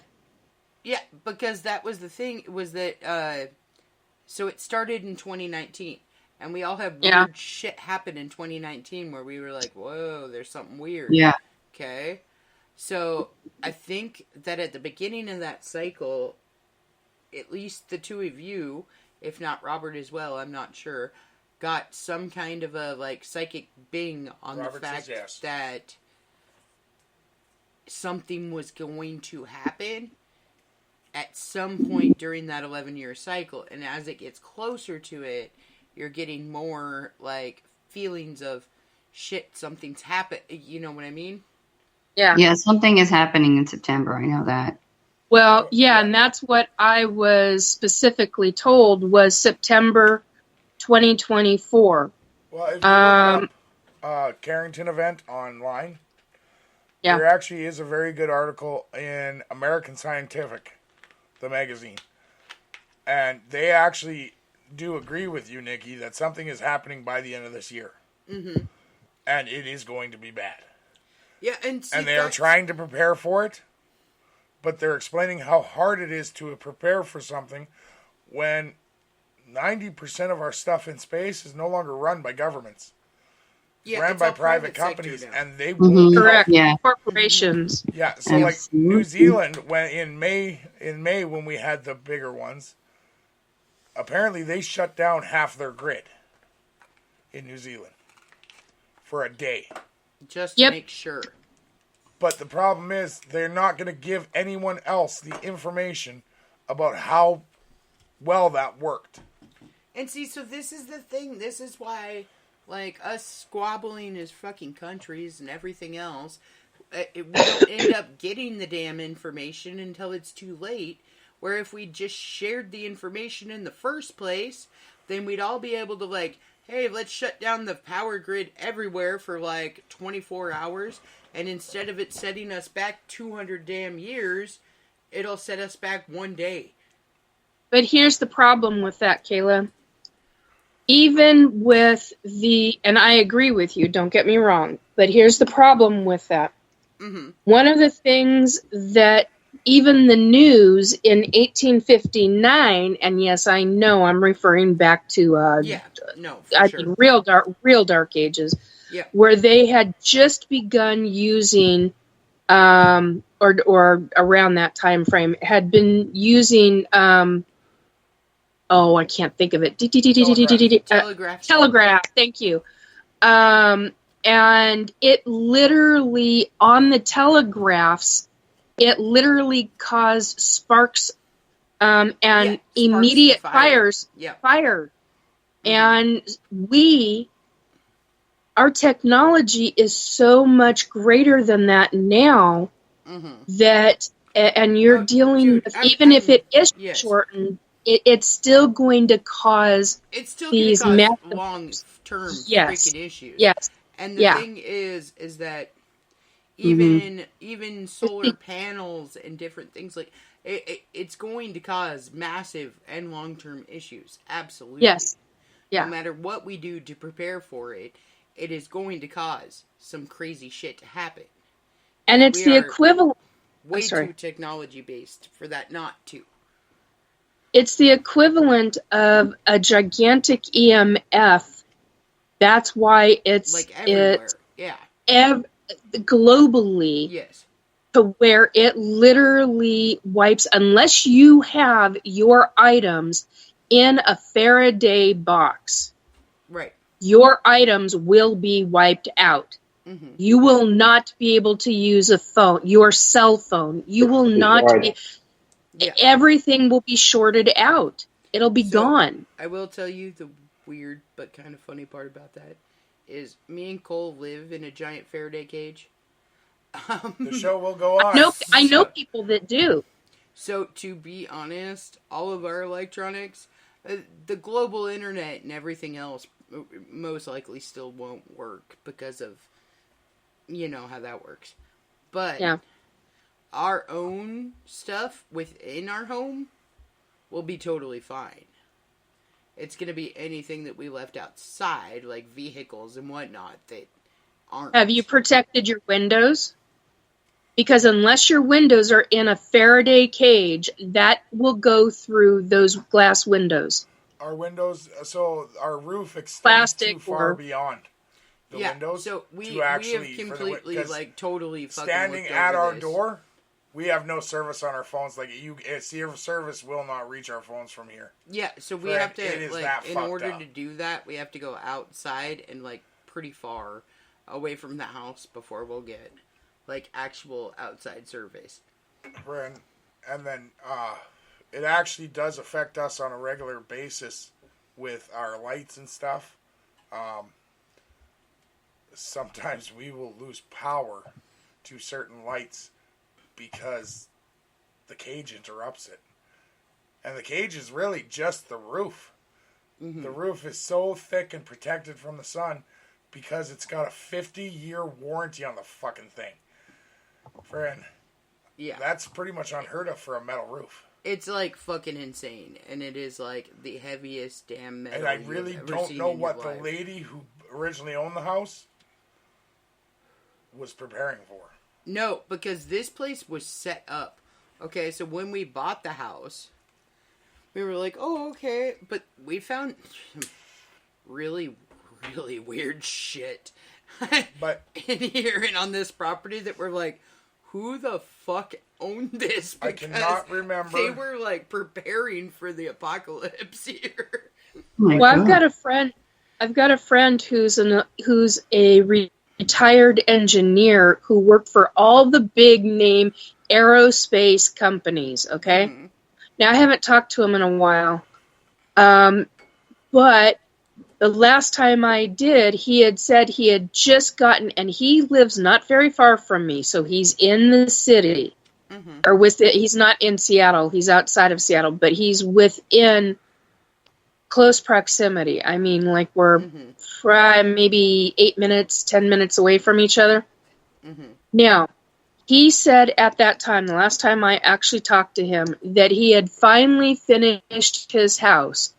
The time before that, he was telling me that he was Faraday caging his entire house from the outside to the inside because he didn't want, he was more worried about other issues that were going on with the electric lighting companies and the different BS that they were doing with the smart meters and a bunch of other things. And they were putting up a new, something about putting up a new phone cell tower and near him. And he was like, there's no way in hell I want any of that. He knows the background. He's got the background knowledge and in what that scientifically will do. And he's like, they're not putting that on my house. I'm not having a smart meter on my house. I don't want any of that. And I said, so how do you deal with being online? How do you use your laptop? Because I know or at least he did at the time, had a laptop. He goes, everything is hardwired in a very specific way. It's still Faraday caged, but and it's done to where he's no longer on the grid. I mean, he got it to where they pay him for electricity. He's using surge blockers on all his internet Yeah. connections. Yeah. Yeah, I mean, he's not got just on the power, We got but a on the actual internet. giant He's- surge well, protector and down on here he's for all our storage. on the power box. He's got some kind of he designed some kind of specific thing, and it protects his entire house. Yeah, it's a full. But he surge listen. protector What for he's the car done. itself. What he's actually done is he's gone in and redone the inside of the walls, okay, folks? So he has taken the sheetrock off and gone into the inside of the walls, protected the inside of the walls with very specific kinds of Faraday cage. If you don't know what a Faraday cage is, it's the equivalent of an electronic lockbox. Yeah, so basically it's a That wooden protects box. For anybody who doesn't know, basically it is a wooden box inside of a metal box, inside of a wooden box, inside of a metal box. Essentially. Yes. Like, just layman term. It no longer has to be that, but yeah. Yeah. And there's Faraday fabric you can buy online now, so Yeah. you can actually turn pretty much anything into a lightweight version. Yeah. And you can I throw know those somebody. up as curtains too. They have Yeah, Faraday I know. curtains. Correct, and I know somebody who is a professional photographer, and he uses it all the time because of the ETs. Mm-hmm. So it's a big deal. It's a really big deal. The thing, like, okay, we've always talked about, or like, in the past, it's been talked about certain bases have equipment in Faraday's. Yeah. Like their bases are Faraday cages, and so they have certain tanks. They have military tanks and weapons military equipment in there. Different things. But that like isn't that. all that's in there, and people have to start realizing that too. If we do get hit by something, I do not think we are going to be as hard up as we think. I think, like, because I know they have generators for hospitals at most bases that are locked in Faraday cages that are just for the hospitals. Yeah. In the area. Yeah, they'll do a rollout if something like that does happen. Because during, what was it? There was, just before the Iraq war, what was it? Somalia. During the Somalian war and everything, and when shit was getting crazy, they started making these because there was such a threat of EMPs happening that they wanted to make sure that as many people as they could save, they would be able to save. Yeah. And this is not about fear-mongering. This is about learning. This is about knowledge. It's about making sure that you've got things ready if and when it really does take place. And I say it that way, if and when, because, quote unquote, if and when, because if the ET scientists are actually able to prevent any of it, we will be better off for it. Mm-hmm. If they are not, they're trying to make it to where they can at least decrease the intensity.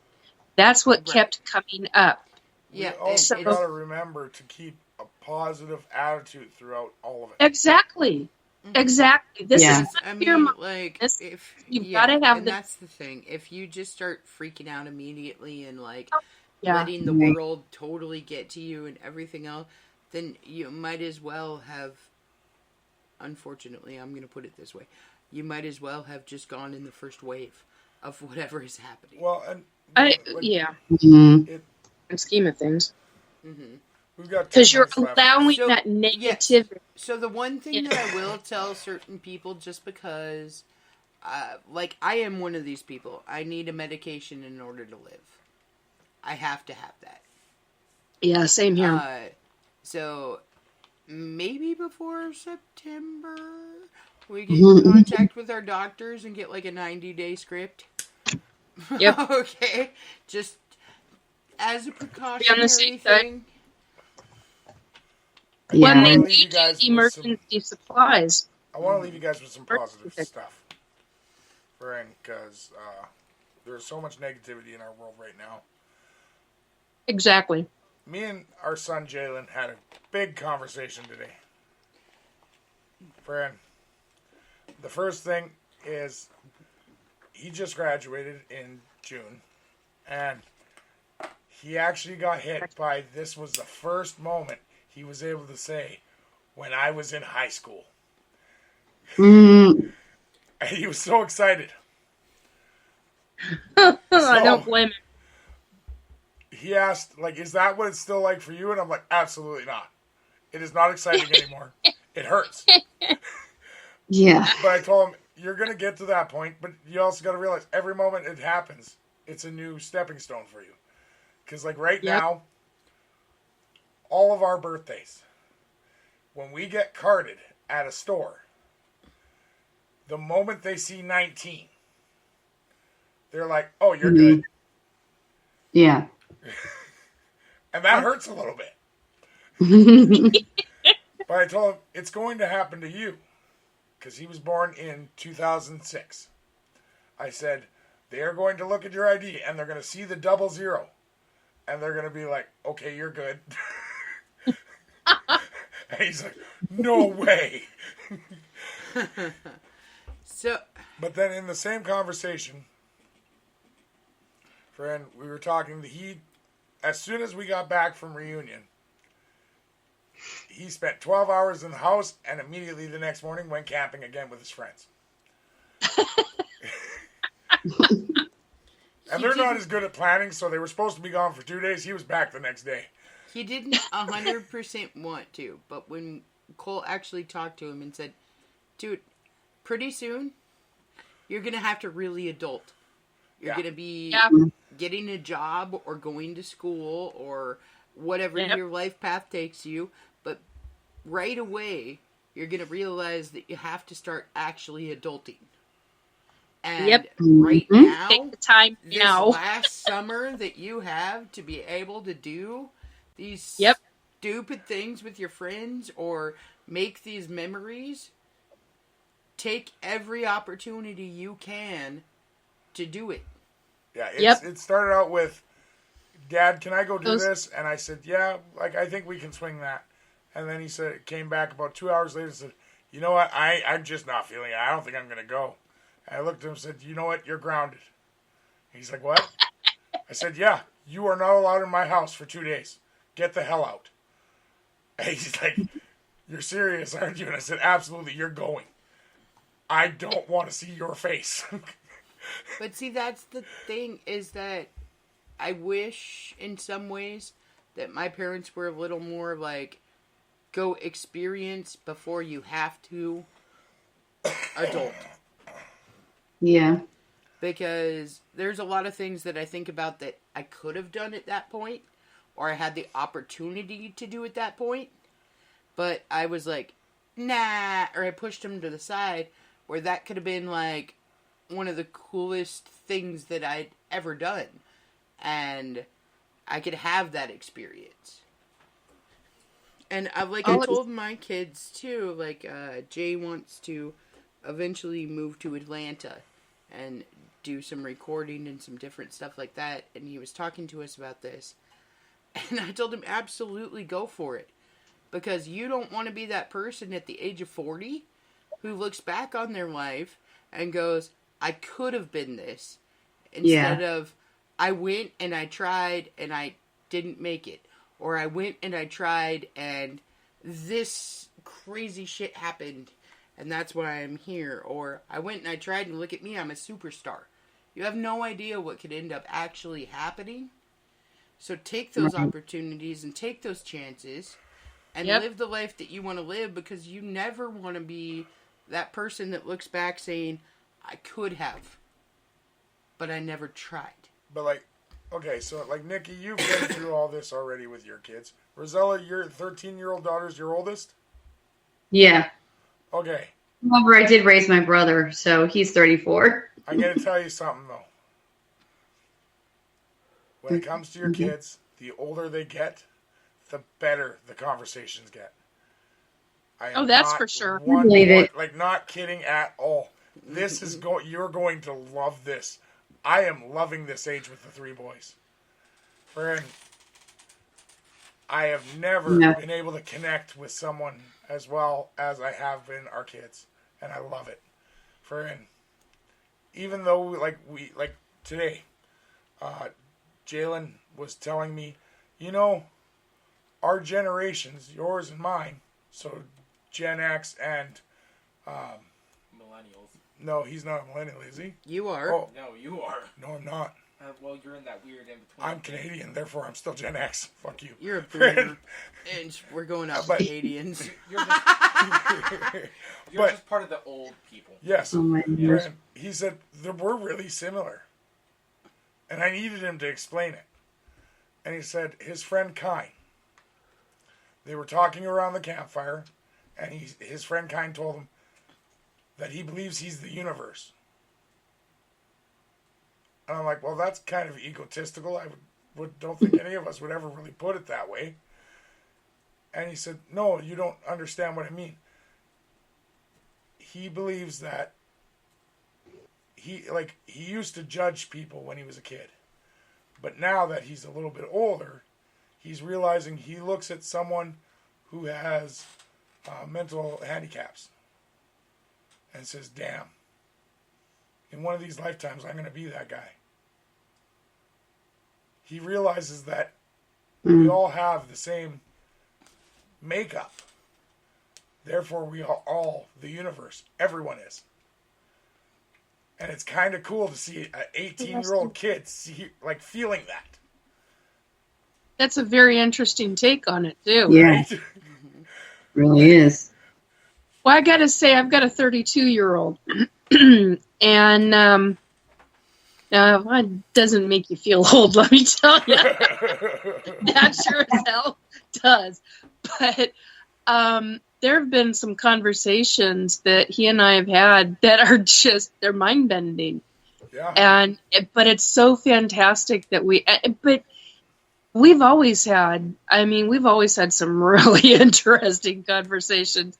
So he's just one of those people that is always very inquisitive and does his research and asks questions and talks to people, the professionals, and has people that he knows that he can contact and, hey, I've got this question, and the person's a professional. So,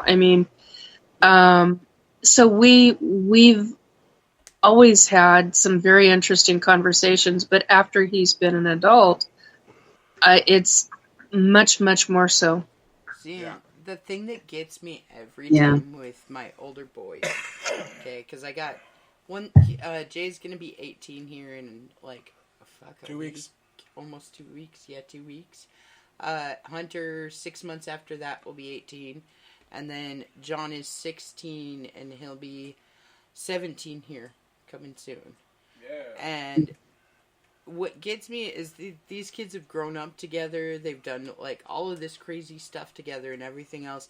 But when you talk to each of them individually, they're 100% their own person. Yeah, exactly. And it is so awesome to see that even though, you had the same upbringing, you still Yeah. found yourself in that. Right. But also making them realize that they gain traits from each other. Yes, Yeah. absolutely. Like, our son Hunter Exactly. has this horrible fucking habit of every time he sees you, even if, like, he just turned around to look at something else and then turned back around, he says hello again. And it really starts to get annoying. He learned that from Jalen.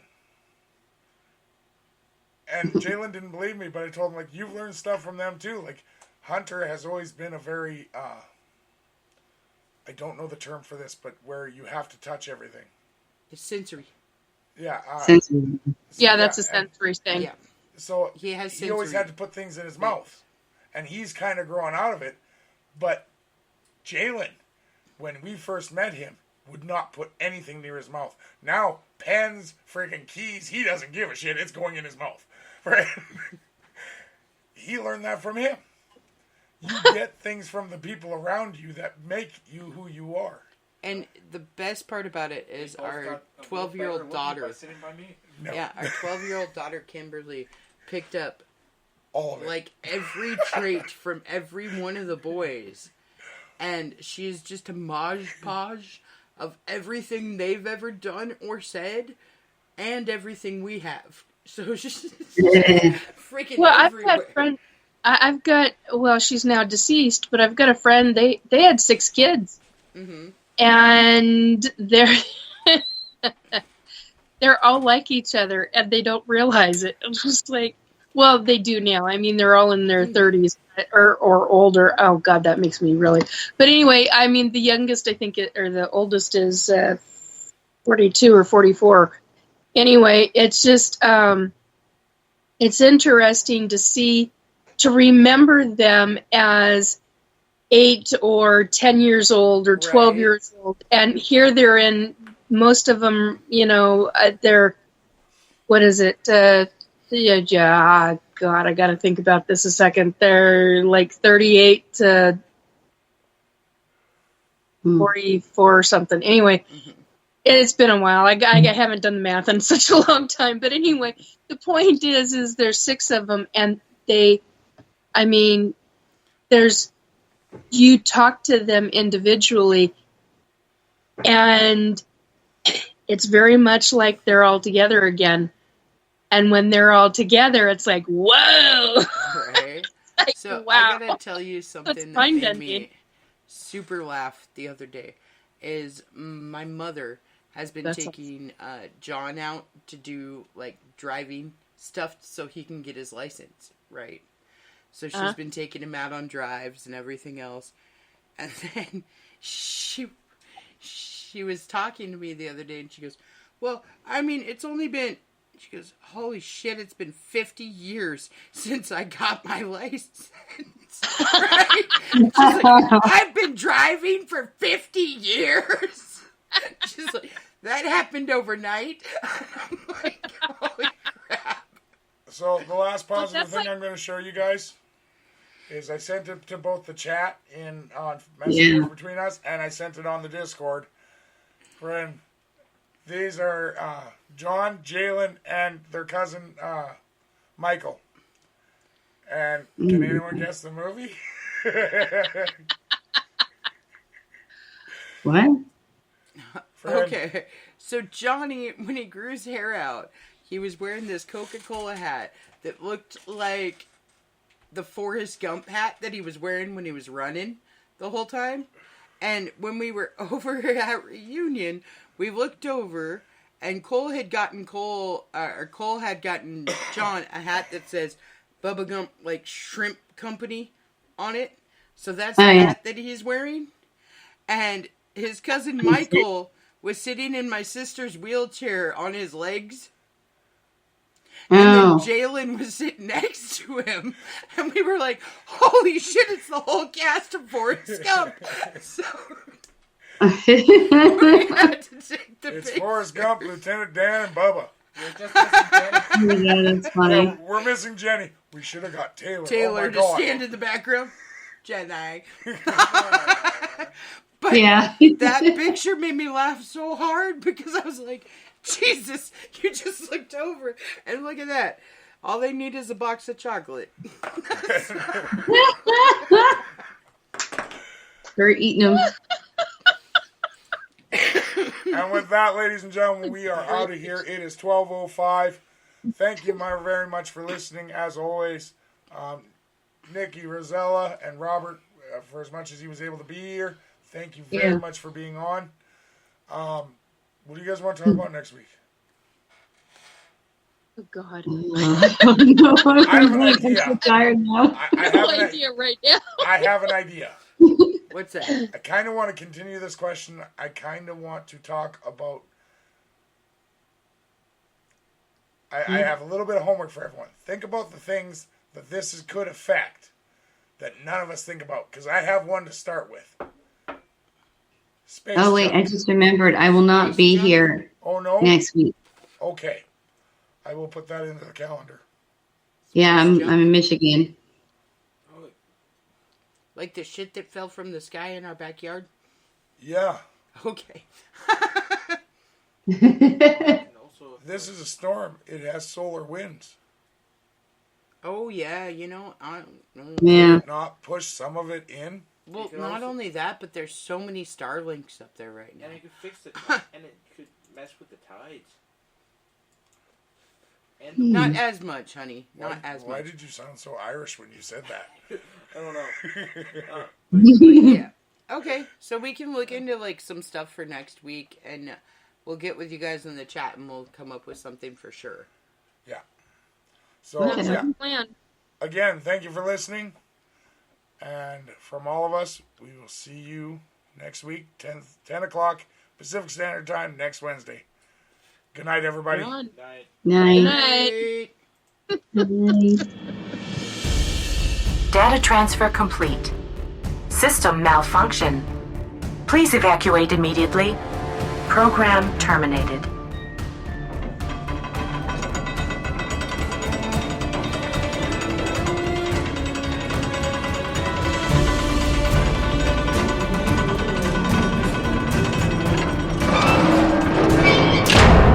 Son of a biscuit eater.